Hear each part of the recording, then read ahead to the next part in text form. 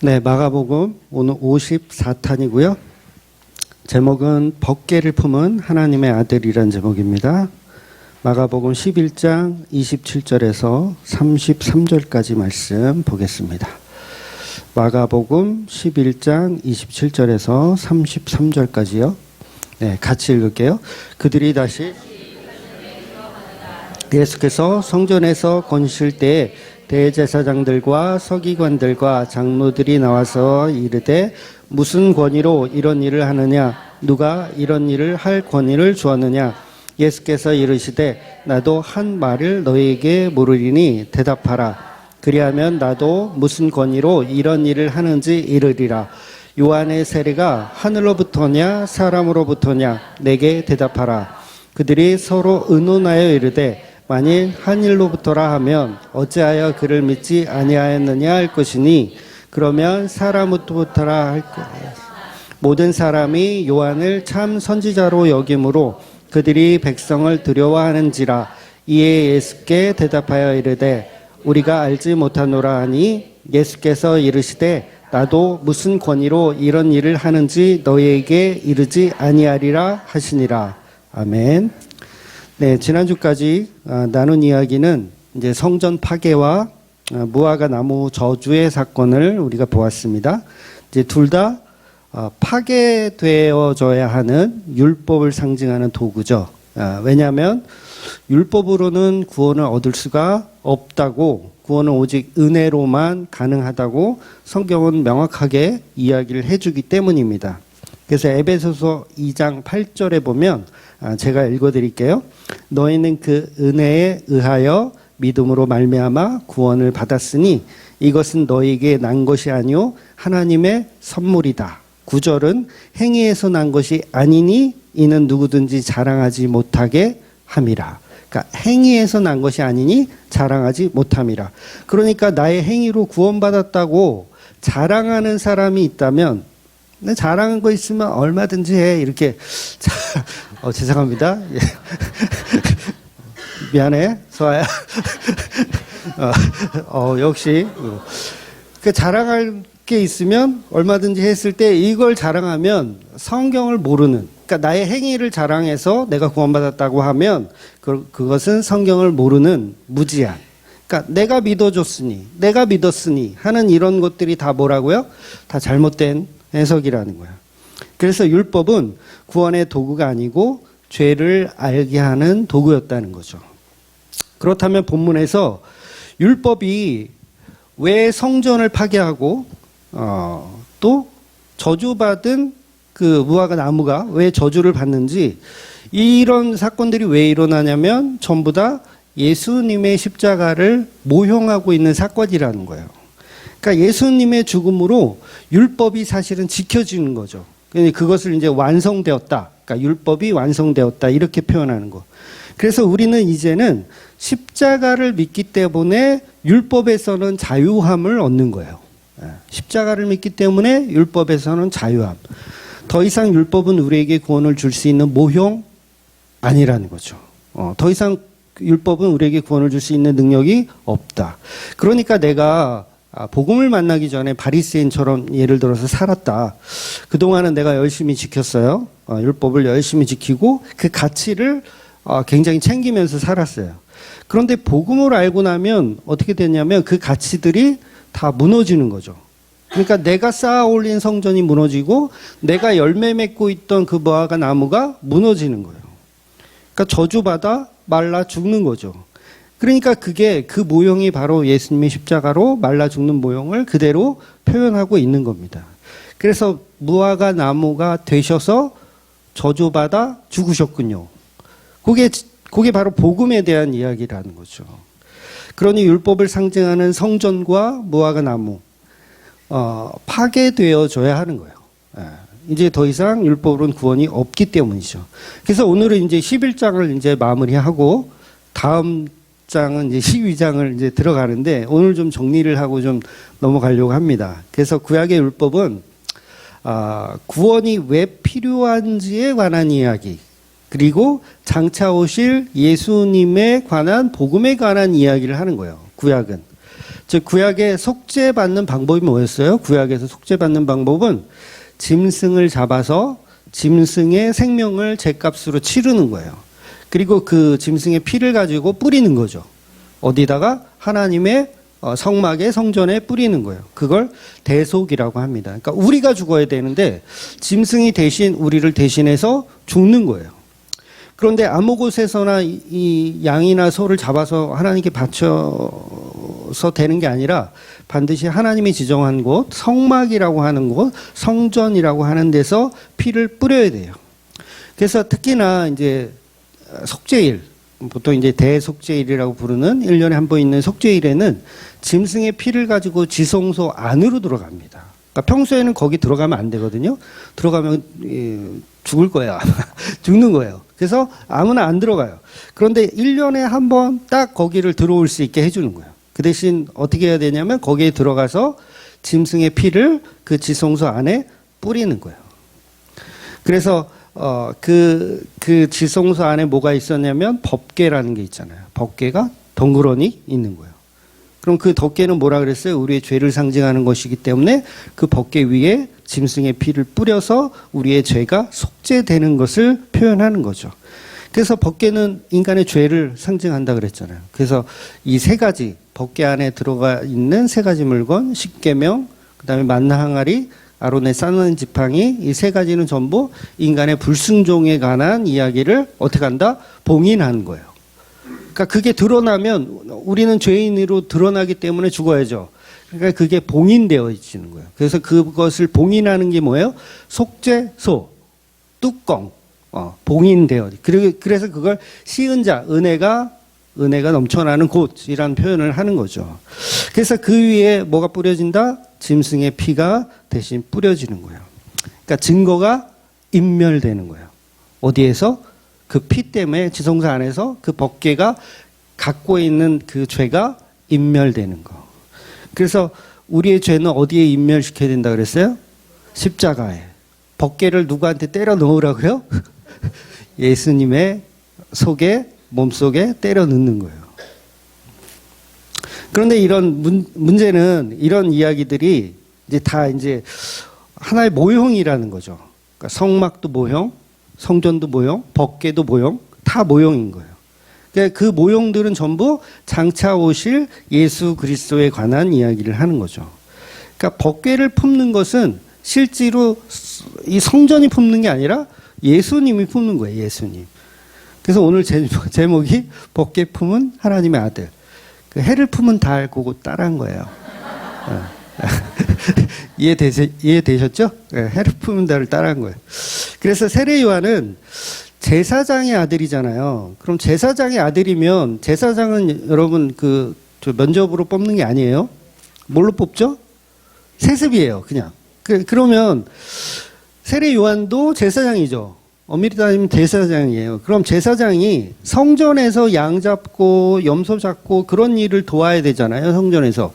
그런데 왜 세례 요한은 성전에서 일하지 않고 엉뚱한 광야에서 일을 하고 있을까요? 이 얘기는 뭐예요? 이 세례 요한은 마지막 선지자라고 하잖아요. 마지막 선지자. 그리고 마지막 선지자이기도 하면서 정말 마지막 제사장이기도 한 거예요. 그러면 이 제사장이 성전에서 헤롯 성전, 그 헤롯 성전에서 일해야 되는데 그러지 않고 왜 광야에서 하나님 나라를 외치고 있었을까? 여러분 이 얘기는 뭐냐면 이 세례 요한 자체가 헤롯 성전을 인정하고 있다, 인정하고 있지 않다? 인정하고 있지 않다라는 이야기예요. 이미 그것은 가짜인 것을 누가 안다? 선지자가 알고 있는 거예요. 그러니까 선지자죠.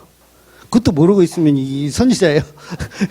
바보 멍청이죠. 그러니까 알고 있는 거예요. 아, 이 헤롯 성전은 가짜다. 그러니까 나는 제사장의 아들이지만 제사장에서 일하지 않고 어디서 일하냐면 장차 오실 진짜 성전을 기다리는 그 길목에서 기다리고 있는 거예요. 세례 요한이. 그래서 세례 요한이 광야에 있었던 이유는 메시아가 거기서 출발하기 때문에 그래요. 그래서 실제로 예수님은 광야에서부터 시작하시는 거예요. 거기서 마귀들과 세 가지 시험을 다 감당해 내시고 금식하시면서 뭐예요? 사역을 이제 시작하시는 거죠. 그러니까 세례 요한도 당연히 광야에서 보아라, 하나님의 어린 양이 이제 오셨다라는 그 길을 예비하는 선지자의 역할을 하는 거예요. 그래서 저와 여러분이 성전에서 속죄 제물을 아무리 드려도 양이나 염소로 드려도 구원을 받을 수가 없고, 하나님의 어린 양의 희생으로, 예수님의 희생으로만 영단번의 제사로 구원이 이루어진다는 거예요. 그래서 이 말을 하고 다닌 사람이 세례 요한인 거예요. 저 성전 가짜다. 우리는 메시아를 기다려야 된다라고 광야에서 외치는 거죠. 하나님 나라가 가까이 왔다. 그래서 구약의 율법이 있었던 이유는, 성막이 있었던 이유는, 법궤가 있었던 이유는 전부 죄가 무엇인지를 알게 하는 구원에 대한 세트장이었어요. 세트장. 그래서 실제로 양이나 소를 잡아서 제사 드린다고 해서 구약의 사람들이 구원을 이루는 것은 아니에요. 그 또한 다 그냥 모형일 뿐인 거예요. 그러니까 전부 십자가로 완성된 죄사함에 대해서 성경은 계속 이야기하고 있다는 거죠.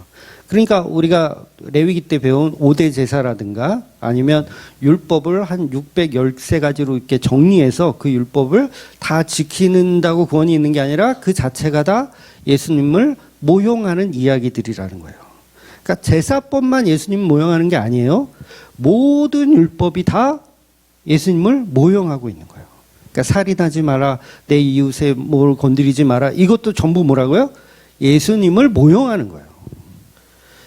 그러니까 본문에서 나오는 헤롯 성전도 그냥 예수님의 모형일 뿐이지 그 속에서 양이나 소를 잡아서 제사를 드린다고 해서 구원이 일어나는 것은 아니라는 거예요. 그러니까 예수님이 이제는 이 성전 무너뜨려라 말씀하시는 거예요. 본질이 왔으니까 이제 모형은 어떻게 해야 돼요? 이제 치워야 되는 거죠. 그래서 이곳에서 제사 드린다고 되는 게 아니다. 하나님의 어린 양을 기다리고 기도했어야 되죠. 그러니까 이 성전에서 지금 장사하고 있는 사람들, 그 사람들도 어떻게 했어야 돼요?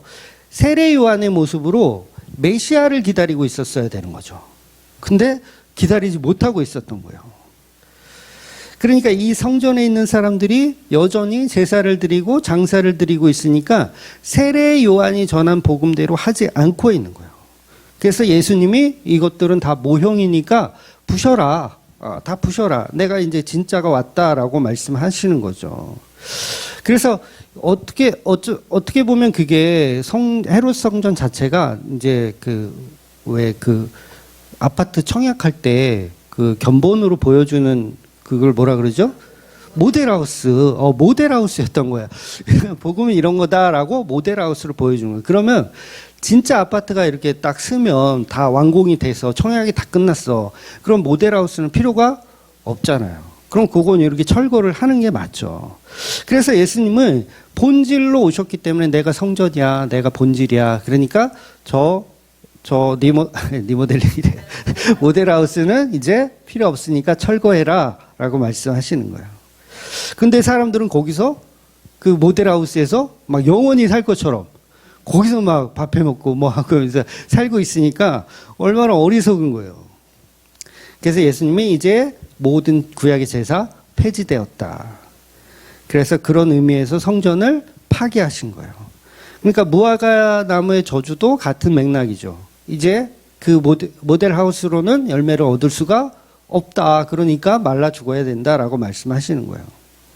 그동안 너희들은 율법을 통해서 성전을 통해서 열매를 얻었다고 생각하고 있는데 너희들의 열매는 사실 하나도 없었던 거야. 앞으로 영원히 구약의 율법의 제사법으로는 열매를 영원히 맺을 수가 없다라고 예수님이 선포를 하시는 거죠. 그래서 구약의 율법을 잘 지켜서 열매를 얻을 것이라고 하는 것이 아니고 그 율법은 언약이라는 오실 메시아에 대한 약속일 뿐이라는 것을 예수님이 말씀하시는 겁니다. 그래서 율법 자체로 완성되는 열매가 없다는 거예요. 하나도 없어요. 율법으로는. 그래서 이제 십자가로 완성된 오늘날에는 양이나 염소를 잡는 제사를 드리지 않아요. 드리면 그걸 이단이라고 하는 겁니다. 않아요. 지금은 유월절을 지켜야 된다, 안 된다? 안 되는 거예요. 유월절은 지키면 안 됩니다. 왜? 그건 모형이니까 진짜가 왔으니까 안 되는 거예요. 그러니까 유월절뿐만 아니라 엄밀히 따지면 맥추절, 수장절 다 지킬 필요가 없어요. 또 토요일인 안식일 마찬가지입니다. 지킬 필요가 없어요. 할례 받아야 될까요? 할례도 받을 필요가 없어요. 그러니까 세금처럼 강제 징수하던 율법적인 11조 당연히 안 해도 됩니다. 그래서 진짜 기독교 교인들은 실제로 유월절 안 지키잖아요. 한국교회 유월절 지키는 교회는 이단이에요. 하나님 교회 뭐 그런 교회들 이단입니다. 그러니까 토요일 안식일 당연히 안 지키고요. 지금 할례 받아야 한다는 교회 없어요. 있다면 분명히 이단될 거예요. 할례를 받아야 된다. 우리는 유대 백성이다. 이러면 안 돼요. 전부 예수님의 십자가로 패하여 졌기 때문에 날과 달과 절기뿐만 아니라 모든 구약의 말씀들이 다 십자가로 지켜지는 거예요. 그래서 사도 바울이 그런 말 했잖아요. 천박한 짓이다. 아직도 날과 달과 절기를 지키는 것은 천박한 것이다. 갈라디아서 4장 9절인데 제가 읽어드릴게요. 이제는 너희가 하나님을 알 뿐 아니라 더욱이 하나님이 아신 바 되었거늘 어찌하여 다시 약하고 천박한 초등학문으로 돌아가서 다시 그들에게 종노릇하려 하느냐. 너희가 날과 달과 절기와 해를 삼가 지키니 내가 너희를 위하여 수고한 것이 헛될까 두려워하노라. 그러니까 복음을 열심히 10년 동안 말했어요. 근데 갑자기 안식일을 지켜야죠. 저 할례 받으러 가겠습니다. 저 유월절 지켜야죠. 그러고 있으면 뭐다? 10년 동안 전한 수고가 헛되이 될까 말씀하시는 거예요. 그래서 구절에 보면 약하고 천박한 이런 표현이 나오잖아요. 약하고 천박한. 약하다라는 말이 뭐냐면 병들었다는 뜻이에요. 그러니까 날과 달과 절기를 지키고 있으면 그 사람이 영적으로 병들어 있는 거예요. 그러니까 나 주일 성수했어요. 나 추수감사절 지켰어요. 나 맥추절 지켰어요. 이러고 자기를 이렇게 뽐내고 있으면 그 사람이 병들어 있는 거예요. 병들어 있는 거. 치료가 시급하고 응급실에 실려가야 돼요. 그래서 예수님의 십자가로 날과 달과 절기가 폐지되었는데도 아직도 구약의 율법들을 지키려고 하는 것은 십자가를 헛되이 만들고 있는 영적 무지라는 거죠. 근데 너무 많아요. 아직까지 한국교회에. 그런 율법주의들을 계속 키우고 있는 거. 그러니까 월삭도 마찬가지예요. 월삭 예배라는 걸 드리는 교회가 있죠. 그것도 구약의 절기의 한 부분이기 때문에 그 다음에 절기 헌금 드리는 거 마찬가지예요. 절금, 뭐 유월절 감사헌금, 뭐 추수 감사헌금 이런 절기들이 예수님의 십자가로 완성된 감사의 절기가 아니라 그냥 그 절기로서의 절기를 지킨다면 그 자체가 그냥 우상숭배를 하고 있는 거예요. 예수가 없는 구약, 예수가 없는 유대주의를 가리키고 있는 거죠. 그래서 이런 율법들은 전부 오실 메시아에 관한 언약들이라는 거예요. 진짜 열매는 예수님이 십자가를 죽으시고 새롭게 태어나서 열매를 맺으시는 것이죠. 그러니까 성전이라는 모델하우스, 율법이라는 모델하우스가 모형이었기 때문에 진짜가 왔기 때문에 이제 그런 것들은 필요 없다. 철거해라. 그래서 무화과 나무의 열매 없을 것이니 배고픈 자들 속지 마라. 무화과 나무에 열매 없을 것이 영원히 없을 것이니 배고픈 자들 속지 마라 라고 예수님이 그 무화과 나무를 저주하시는 거예요. 그러면 유대인들이 생각할 때 아니 그럼 성전을 철거하면 우리는 어디 가서 제사 드리냐 그럴 거 아니에요. 우리는 어디 가서 제사 우리는 어떻게 그럼 속죄를 받을 것이냐. 그 예수님 그 얘기 하시는 거예요. 내가 성전이다. 무화과 나무가 죽었는데 우리는 어디에서 열매를 맺나요? 그러니까 예수님이 내가 무화과 나무다라는 거예요. 그러니까 나에게서 열매가 곧 나올 거다. 그래서 예수님이 몸이 진짜 성전이고 성전 기능뿐만 아니라 열매를 맺는 나무이기도 하신 거죠. 그래서 우리의 죄라는 법궤를 예수님의 몸에 때려 박는 게 십자가 사건인 거예요. 그래서 십자가는 온전한 저주를 받아내는 본질이라서 예수님의 몸이 저주받은 무화과 나무가 되어서 십자가에 말라 죽는 것입니다. 그랬더니 무슨 일이 일어나요? 진짜 성전이 다시 지어지는 것이고 진짜 열매 맺는 무화과 나무가 다시 살아서 열매를 맺는 거예요. 그래서 말라 죽은 무화과 나무가 다시 살아난다는 얘기가 아니라 그게 누구를 상징한다? 죽으신 예수님을 상징하는 거예요. 십자가에 죽으신 예수님. 그래서 예수님이 부활하시면서 우리의 초실절이 되시죠. 첫 열매가 되시는 거예요. 그래서 성경에서 구원의 열매라는 말은 다 예수님의 십자가로 이루어지는 열매들인 거예요. 그래서 예수님이 성전을 파괴하시면서 뭐라고 하시냐면 요한복음에서도 그 얘기를 하셨는데 저 성전 헐어라. 내가 사흘 만에 다시 세우겠다. 그랬더니 유대인들이 이제 비웃죠. 야, 저 헤롯 성전이 46년 동안 지었는데 네가 고작 3일 동안 할 수 있다고 어이없어 하며 조롱하는 거예요. 그런데 예수님은 성전된 자기 육체를 가리키며 하신 말씀이라 되어 있거든요. 그러니까 저주받아 말라 죽은 나무에 여기에 이제 열매가 맺을 것이다. 예수님 그 얘기 하시는 거잖아요. 열매가 맺을 것이다. 그 사람들이 비웃겠죠. 아니 죽어서 말라버린 저 나무에 어떻게 열매가 맺을 수 있어? 라고 했을 때 예수님은 육체된 자기의 몸을 상징해서 하시는 말씀이었던 거죠. 그래서 고린도전서 15장 20절은 그러나 이제 그리스도께서 죽은 자 가운데서 다시 살아나사 잠자는 자들의 첫 열매가 되셨느니라. 그러니까 저주받은 무화과 나무도 성전도 마찬가지고 전부 십자가로 죽는 예수님 자신의 몸을 가리켜 하시는 말씀들이라는 거예요. 그러므로 우리도 예수님의 몸에 우리의 죄를 상징하는 법궤를 집어넣는 거예요. 예수님이 나의 성전이 되신 거죠.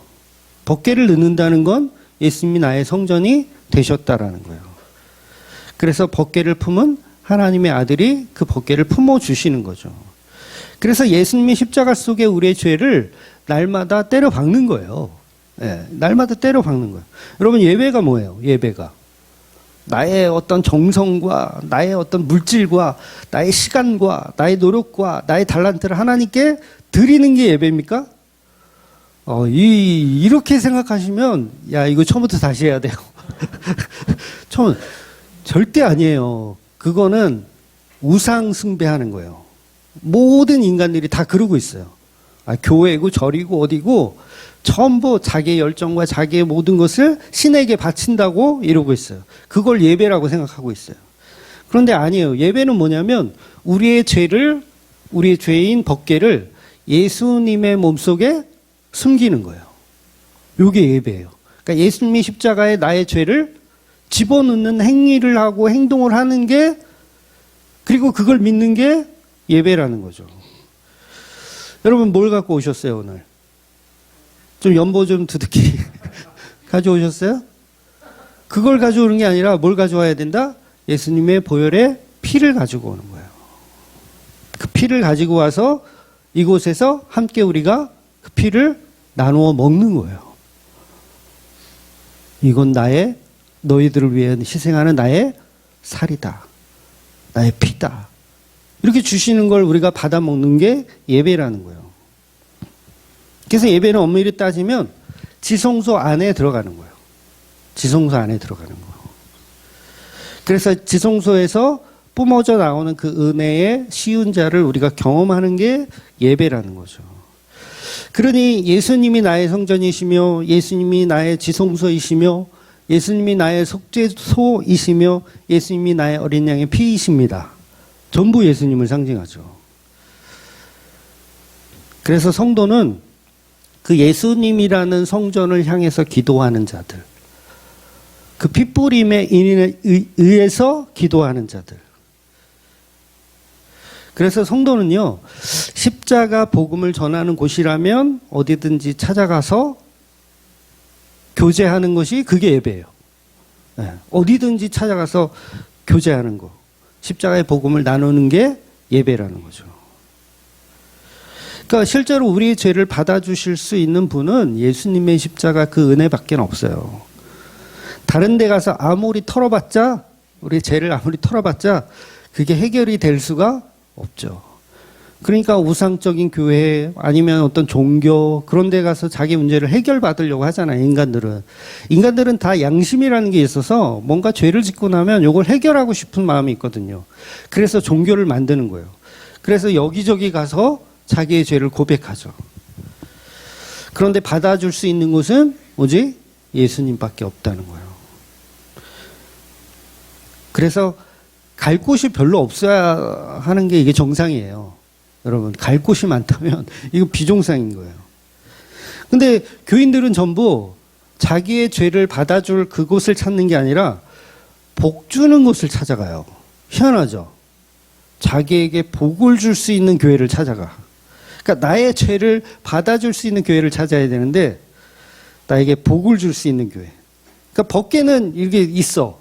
법궤를 들고 이걸 어디로 가야 될지 모르는 거야. 그래서 교회를 갔는데 그 죄에 대한 것을 해결받는 곳이 교회라 그랬잖아요. 거기에 예수님이 피가 있으니까.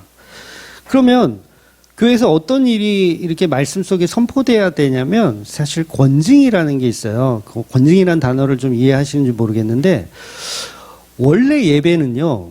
예배의 구성 요소가 뭔지 아세요? 예배의 구성 그러니까 교회법에 의해서 전통적으로 내려오는 어떤 예배의 구성 요소가 첫째는 말씀이고요. 그 다음에 성례와 성찬이에요. 그 다음에 건징입니다. 이게 예배의 요소예요. 근데 지금 오늘날은 사실은 성찬도 그렇고 건증도 그렇고 말씀 속에 다 숨겨져 있잖아요. 다 포함이 되어 있어요. 그래서 말씀을 우리가 나누고 듣는 게 사실 예배의 모든 요소인 거예요. 그 대신 그 말씀 속에 뭐가 있어야 돼요? 성찬과 성례가 있어요. 성찬과 성례는 뭐예요? 예수님의 살과 피를 먹고 마시고 사함 받는 그 성례와 성찬. 그리고 건증은 뭐예요? 죄에 대한 깨달음이 있어야 되는 거예요. 근데 교회들이 죄에 대한 깨달음 당연히 없고요. 그 다음에 성찬 성례 예수님의 살과 피 당연히 나누지 않고요. 뭘 위해서 교회 다닌다고요? 복을 받기 위해서. 그러니까 예배를 드리는 거예요, 안 드리는 거예요? 예배를 안 드리는 거예요. 그래서 예배 왔는데 권징이 없다. 여러분이 어느 교회를 갔는데 권징이 없다. 우리 죄를 말해주지 않는다. 무조건 멋있대. 예쁘대. 잘 살고 있대. 하나님 기뻐하시는 삶을 살고 있대. 그런 교회는 예배가 없는 교회예요. 여러분, 인간은 완벽할 수 없죠. 죄가 없는 사람이 오면 할 말이 없을 수도 있겠어요. 그런데 죄가 없는 사람이 없잖아요. 그러니까 당연히 예배 가운데서는 권징이 있어야 된다는 거죠. 그런데 그렇게 하면 교인들이 안 모여요. 권징 계속 해봐. 죄를 계속 교회만 오면 욕만 하고 맨날 샹이라고 그러고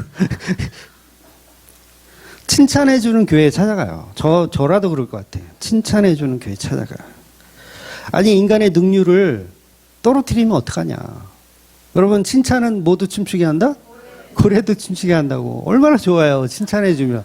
아유 배가의 부흥이 일어날 줄 믿습니다. 칭찬해주면. 사람은요 욕먹는 거 싫어해요. 누가 좋아하겠어요 욕먹는 거를. 근데 예배의 중요한 구성 요소가 너희들은 모두 죄인이다라는 거예요. 그러니까 욕먹는 건 싫은 거야. 그러니까 욕 안 해주는 교회로 갈 수밖에 없죠. 여러분 탈탈 털어보세요. 3년을 안 떠나는 게 이상해. 제정신 아닌 것들이야. 3년을 욕을 먹었는데 그 교회를 계속 가. 그것도 연보까지 내면서. 미친 거예요. 미친 거. 그런데 사람들은 조금만 자기의 죄성을 드러내게 하면 기분 나쁘죠. 제가 공개적으로 여러분들을 이렇게 한 사람 한 사람 지목해서 욕을 한번 해볼까요? 한 사람 한 사람 지목해서 아마 그분들 다 삐질걸요? 그러니까 우리는 좋아할 사람 없잖아요. 근데 성경은 처음부터 끝까지 인간의 죄성에 대해서 계속 얘기하는 거예요. 심지어는 예수를 죽인 자가 너희들이다라고까지 얘기해요. 뭐야, 우리 예수님 사랑해서 모였는데 예수를 내가 죽였다고? 이게 복음으로 읽혀져요? 안 읽혀져요. 아무 대형교회에 가서요, 당신들이 예수를 죽인 죄인들입니다 라고 얘기하면 반 이상은 무슨 소린가 할 거예요. 무슨 소린가. 근데 성경은 노상 그 얘기를 하더라는 거예요. 그러니까 인간의 행위를 자랑하는 것이나 아니면 죄를 거부하는 것이나 다 마찬가지예요. 인간들은 칭찬받는 것만 좋아하고 교회 와서도 모세 집사님 주일 성서를 이렇게 잘하세요. 십보라 집사님 할례를 이렇게 잘하세요. 그냥 바로 쓸어버리시네요. 아브라함 집사님 이렇게 11조를 잘하세요. 정말 멋지세요. 이런 교회 가고 싶잖아요. 아니에요?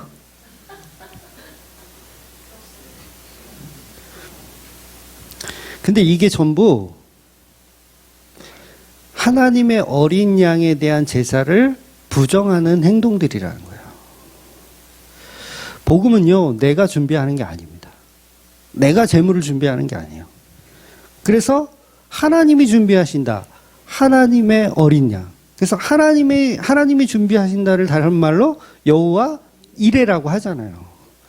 그래서 아브라함이 이삭을 바치려고 하는데, 이삭이 이게 제물입니다. 하나님 받아주세요. 이렇게 바치려고 하는데 하나님이 그거 안 받아. 그리고 내가 준비한 어린 양으로 드려. 그래서 숯불에 걸려있는 그 어린 양으로 여호와 이레로 제사가 드려지는 거.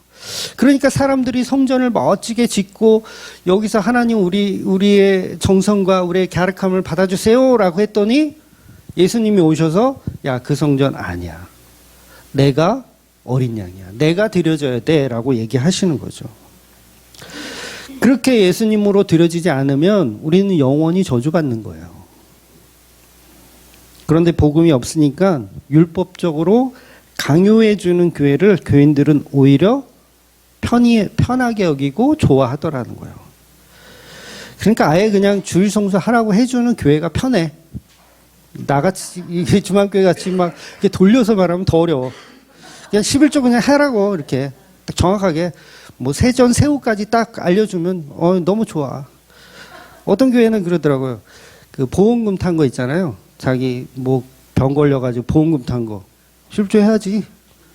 그거까지 다 이렇게 명확하게 알려주는 교회. 얼마나 편해요.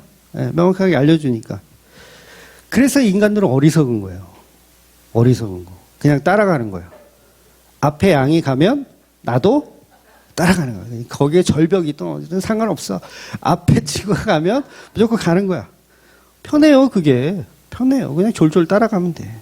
근데 갑자기 뭐가 이상한 게 나타나가지고 이 길은 절벽이다. 돌아가라. 그러면은 쟤 뭐야. 불편해, 그때부터. 어떻게 하라는 거야. 불편해. 예전에 우리 중학교에 CG일 때 보면 이제 중학교에 설교가 다 그렇잖아요. 적용이 없잖아요. 그러니까 율법적인 어떤 가르침으로 인해서 적용을 딱 주면은 아주 편할 것 같은데 신앙생활 하기가. 왜냐하면 편하잖아요. 목사가 너 이렇게 저렇게 이렇게 하면 그대로 적어놨다가 그렇게 살면은 얼마나 편해요. 그러면 그렇게 살면 하나님 앞에 훌륭한 사람이 되니까, 진짜 맞는 사람 되니까 얼마나 편해요. 근데 적용이 없어버려. 그러니까 이게 복음이 정확하게 들어오지 않으신 분들은 오히려 그게 더 힘들어요. 예. 아마 우리 중에도 있을지는 몰라. 힘들어요. 그러니까 예를 들면 그냥 목사님 술 먹지 마라. 일주일에 딱 한 번만 먹어라. 이렇게 정해주면 얼마나 편해. 그럼 내가 목사님 말씀에 따라서 내가 내가 금요일만 불금만 내가 먹고 다른 날은 내가 딱 참깨 놀아. 이렇게 하면 그걸 딱 해내면 얼마나 좋아. 목사님 제가 목사님 말씀대로 그런 삶을 살았더니 너무 뿌듯하고 너무 행복합니다. 이런 거 담배 피지 마십시오. 딱 3일만 끊어보십시오. 그러면 그래 내가 목사님 말에 따라서 내가 3일만 딱 끊어보지 뭐. 근데 실제로 했어. 그럼 얼마나 이게 뿌듯하고 교회 갈 맛이 나요. 그러니까 이렇게 율법적으로 가르침을 주면 편한데 안 주니까 그분은 다른 교회를 가셨어요. 이해가 되세요? 다른 교회를 가셨어요. 그러니까 그렇게 해달라는 거예요. 적용을 좀 해달라. 그러니까 율법적인 말을 들어야 편하다는 거예요. 차라리 그런 분은요, 교회를 다닐 게 아니라 저는 절에 가는 게 조금 더 나을 거라고 생각해요. 절이나 성당. 그러니까 절에 가면 살생하지 마라. 자비해라. 천주교에 가면 내 탓이요. 너 탓이 아니라 내 탓이요. 그러니까 주맘교회 오면 죄를 말하기는 하는데 죄를 말하거든요. 계속 말해요. 근데 율법적인 죄가 아니고 율법을 잘 지키는 것이 오히려 죄라고 말하며 거꾸로 된 이상하게 죄를 말하니까 이게 헷갈리는 거예요. 대체 어떻게 살라라는 말이냐. 그런데 이 죄에 대한 권징의 찔림은요, 율법과 어떤 윤리와 도덕적인 찔림이 아니에요. 그 찔림이 아니라 사실 무엇에 대한 찔림이냐면 내가 하나님의 아들을 죽였다라는 것에 대한 찔림이 있어야 돼요. 뭘로? 내 의로. 내가 지킨 율법, 내가 지킨 그런 것들로 인해서 예수님을 찔러 죽인 거에 대한 찔림이 있어야 돼요. 그러니까 법궤를 예수님의 몸에 때려 박으라니까 여러분 신나죠? 아, 나의 죄를 때려 박아. 아싸, 좋아. 이게 아니라 그 말에는 엄청난 의미가 들어있잖아요. 내 죄를 숨기기 위해서 죄 없으신 예수를 죄인 만드는 거. 이게 엘리바스잖아요. 후에 설명하겠지만 이게 엘리바스잖아요. 죄인 만드는 거. 그러니까 그거에 대한 찔림이 있어야죠. 복음을 알고 나면 엘리바스와 그 새 친구가 뭐예요? 그 찔림이 깨달아지는 거지. 복음 알고 나면. 그래서 교회들이 왜 그러냐면 예수님을 죽인 그 찔림이 그 권징이 있어야 되는데 전부 윤리 도덕적인 권징으로 가기 때문에 그래요. 그러니까 내가 예수를 죽였다라는 찔림이 없어요. 그러니까 그게 종교생활을 하는 겁니다. 그러니까 자기가 죄인 중에 괴수라는 건 몰라요. 교회 다니는 사람들이 자기가 죄인 중에 괴수라는 건 모르고 나는 선택받은 백성이기 때문에 거기에 더 집중을 해요. 선택받은 백성에 대한 집중. 그런데 사도들이나 뭐 사도 바울이나 다 마찬가지고 자기가 선택받은 거에 보다는 오히려 죄인 중에 괴수임을 더 드러내고 나를 떠나소서라고 표현하더라는 거죠. 그래서 우리는 반드시 율법의 성전도 무너져야 되고 무화과 나무로도 말라 죽어야 하는 겁니다. 즉 내가 드리는 성전 제사 구워놓고 율법 잘 지켜서 나의 달란트를 아무리 뽐내서 봉사해도 열매가 없다라는 것을 십자가 복음으로 깨달아줘야 한다는 거죠. 그래서 예수님이 십자가에 죽는다는 것은 우리의 죄가 예수님에게 전가된 거예요. 전가된 거. 우리의 죄가 십자가 속에 숨겨지는 거. 그래서 인멸되었다. 증거가 인멸되었다라고 하는 거죠. 그래서 그게 십자가 속에 우리의 죄가 봉인된 거죠. 그래서 모세가 십계명을 돌판을 깬 이유도 뭐라 그랬어요? 이 십계명에 적힌 내용이 황금송아지 만들고 있던 이스라엘 백성들에게 적용이 되면 그들이 다 죽어야 되기 때문에 모세는 중간에서 그 십계명 돌판을 부셔버리는 거예요. 뭘 하는 거예요? 증거를 인멸하는 거예요. 이게 십자가 사건이라는 거죠. 그래서 우리가 지키지 못한 십계명의 죗값을 예수님이 십자가에서 감당해 내시는 거. 그래서 죗값이 다 치루어졌다. 돈 다 갚았다. 이제 우리는 빚쟁이가 아닌 거죠. 그 대신 누구와 관계가 있어요? 예수님과의 관계는 여전히 남아있는 거죠. 그래서 예수님이 십자가에서 다 이루었다. 뭘 다 이루었어요? 우리의 죄와 구속에 대한, 구원과 속죄에 대한 일을 다 이루셨다. 십자가로 다 이루신 겁니다. 그러니까 십자가를 통해서 얘는 율법을 안 지켰는데 율법을 지킨 자로 보아지고, 이렇게 하나도 하나님 마음에 안 들지만 예수님의 십자가를 통해서 예수님의 마음에, 하나님의 마음에 드는 사람으로 보아진다는 거예요. 며느리의 개념이라 그랬잖아요. 기억나세요? 며느리의 개념. 아들을 사랑하면 그 며느리도 사랑하잖아요. 아닌가요? 이 경험들이, 네, 사랑해 주세요, 며느리도. 근데 아들이 꼴보기 싫으면 며느리도 당연히 꼴보기 싫은 거죠. 그러니까 예수님을 통해서 존재할 수 있는 거예요, 우리는 다. 그러니까 하나님이 우리를 사랑하시는 것이 아니라 하나님은 그 아들 예수를 사랑하시고 그 예수에 속해 있는 그 세상, 저와 여러분까지도 사랑한다는 것이 되는 거죠. 그런데 바리새인들은 예수님이 하신 성전 파괴와 무화과 나무의 저주의 뜻을 모르기 때문에 오늘 본문에서 제사장들과 서기관들, 장로들이 자기들의 영업을 방해한다고 생각하여서 예수님께 따지기 위해서 이제 오는 거예요. 이들은 이제 공회원이라고 표현을 하면, 공회원들이 지금 예수님 여기 계시다라는 소리를 듣고 이제 떼거리로 이제 몰려왔어요. 그래서 하는 말이, 도대체 니까 짓게 뭔데? 이 성전을 아수라장을 만들고, 그랬잖아요. 다 때려 부시고 했잖아요. 아수라장을 만들고 또 자기의 개똥 철학. 예수님 지금 막 뭔가를 지금 계속 복음을 말씀하시거든요. 너가 무슨 권위로 그 개똥 철학을 이 성전에서 가르치고 있느냐라고 지금 제사장과 바리새인들이, 공회원들이 예수님께 와서 지금 짜증을 내고 있는 거예요. 여러분, 사실상 예수님의 행동은 이 공회원들이 봤을 때는 하나님을 모독하는 그런 행동이었잖아요. 그래서 지난주 오후 설교에서 그랬나요? 더 이상 지금은 이 시대에 그 계시를 받는 선지자가 없다고 말씀드렸죠. 오후에 했던 것 같은데, 그냥 하는 말이 아니라 실제로 없습니다. 계시가 존재하지 않아요. 그러니까 성경이 특별 계시이기 때문에 계시가 마무리가 됐어요. 그러니까 계시록 22장에 보면 사도 요한이 명확하게 계시의 말씀을 더하거나 빼지 말라고 말씀하셨어요.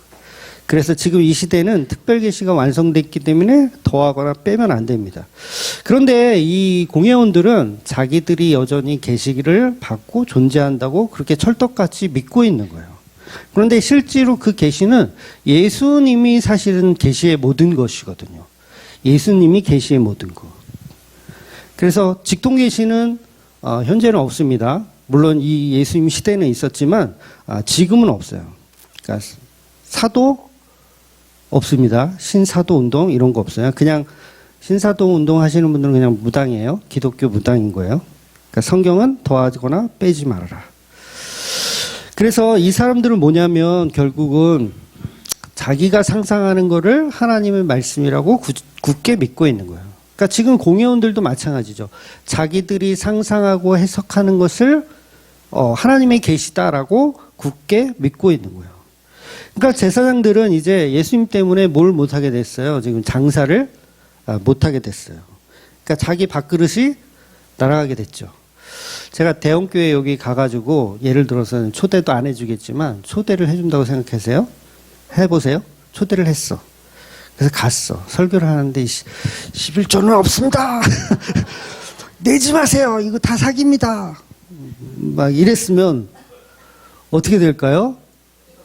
야, 큰일 나죠. 영업을 지금 방해하고 있는 거죠. 그러니까 예수님이 그건 거예요. 지금 막 상을 엎고 돈 바꾸는 자 다 엎어버리고 장사하지 마. 뭐 그런 걸 똑같은 거예요. 그러니까 네가 무슨 권위로 그런 말을 하느냐. 왜 우리를 가짜라고 하느냐라고 따지는 거예요. 그럼 예수님이 말해주면 되거든요. 내 권위가 하나님으로부터 왔고 너희들은 다 모델하우스고 이건 다 이제 그만해야 된다. 이렇게 말해주면 되는데 그런데 예수님은 그 말씀을 안 해주시고 이상한 말씀을 하세요. 그러니까 세례 요한에 대한 질문을 대로 하는 거죠. 그러니까 이들은 들을 끼가 없기 때문에 하나님의 권위에 대한 것을 못 알아듣고 있을 뿐이지 예수님은 사실 그 권위를 세례 요한을 통해서 말씀하고 계신 거예요.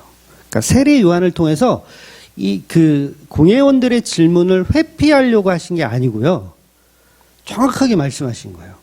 그러니까 세례 요한의 권위가 어디서 왔느냐라고 했을 때 세례 요한이 그 세례 요한에게 예수님이 이 안수를 받으셨잖아요. 안수를 받았대. 세례를 받으실 때 어떤 일이 일어났어요? 하늘에서 음성이 들렸잖아요. 하나님의 음성이 들려서 이는 내 사랑하는 아들이요 내 기뻐하는 자니라 라는 말씀이 명확하게 들려졌어요. 그러면 세례 요한의 권위는 뭐예요? 하나님의 말씀이잖아요. 그리고 세례 요한은 예수님이 하나님의 아들이라는 것에 권위를 갖고 있어요. 그러니까 예수님의 말은 뭐냐면 세례 요한의 권위가 곧 나의 권위다라고 이야기를 한 거예요. 그러니까 예수님은 회피하신 게 절대 아닙니다. 회피하신 게 아니에요. 말씀을 한 거예요. 정확하게. 나의 권위는 하늘에서부터 하나님에게로 온 권위다. 그래서 30절 보면 요한의 세례가 하늘로부터냐 사람으로부터냐 내게 대답하라. 역으로 예수님이 질문하세요. 이들이 생각할 때 요한의 권위가 하늘에서부터 왔다라고 하면 그 세례 요한의 그 선지자적 권위를 인정하게 되는 것이고 그러면 예수님은 하나님의 아들을 인정해야 되기 때문에 말을 못하는 거죠. 또 반대로 세례 요한의 권위는 그냥 인간들의 권위다라고 치부해버리면 많은 사람들이 세례 요한을 선지자로 믿고 있거든요. 그러면 그들에게 이제 욕을 먹어야 되죠. 욕을 먹어야 되기 때문에 이러지도 저러지도 못하고 결국 제사장들의 대답은 우리가 알지 못하노라 이렇게 회피하는 거예요. 그래서 예수님도 그러면 나도 무슨 권위로 너에게 이야기하는지를 말하지 않겠다라고 하셨어요. 근데 요 또한 회피가 아니에요. 사실은 이미 다 말한 거예요. 그 권위는 하늘의 음성을 통해서 너희가 듣지 않았느냐 이 말을 이미 하신 거예요. 그리고 다음 주에 보게 될 내용을 보면 그 비유를 정확하게 오늘 말씀에 대한 답으로 비유를 주세요. 그 비유가 뭐냐면 바로 살인자, 포도원 농부들의 비유. 이게 12장으로 이어지는 거예요. 그러니까 포도원 농부들의 비유가 뭐예요? 포도원 주인의 아들을 살해하는 포도원 농부들이잖아요. 그러니까 오늘 이 말씀을 정확하게 해석해 주는 말씀이 뒤에 따라 붙는 그 비유였던 거예요. 그러니까 예수님은 회피하신 게 아니라 정확하게 다 설명해 주시는 거예요. 성경은요, 어렵지 않아요. 다 설명해 줘요. 그 권위에 대해서, 예수 그리스도에 대해서. 그런데 바리새인과 이 공회원들은 알아들어요? 못 알아들어요? 못 알아들어요. 너무 신기하지 않아요? 못 알아들어요. 그러니까 예수님의 말씀은 내가 성전 파괴하는 권한은 이 모든 성전과 세상의 주인이신 포도원 주인이신 하나님에게 있다. 나는 그분의 아들이기 때문에 권한이 있다라고 이야기하는 거예요. 그런데 이 공회원들은 포도원 주인의 아들이라는 것을 알았기 때문에 어떻게 돼요? 오히려 그를 죽여서 그 상속권을 우리가 빼앗으려고 하는 거죠. 그러니까 교회 다니는 사람도요, 똑같습니다. 예수님이 십자가에 피 흘려서 죽으셨으니 저 피를 이용해서 내가 구원을 받겠다고 하는 놈들이 다 가짜예요. 이게 비슷한 것 같거든요. 비슷한 것 같아요. 그러니까 모든 교회들이 지금 한국교회 교회가 얼마나 많아요. 그 교회들이 예수님의 피로 구원받는다라고 안 가르치는 교회가 없어요. 정말 이단 사입이 아니고서는 다 예수 그리스도의 십자가의 보혈로 우리는 구원을 얻었습니다라고 가르쳐요. 그런데 그 구원을 얻었습니다라가 어떤 뉘앙스냐는 거예요.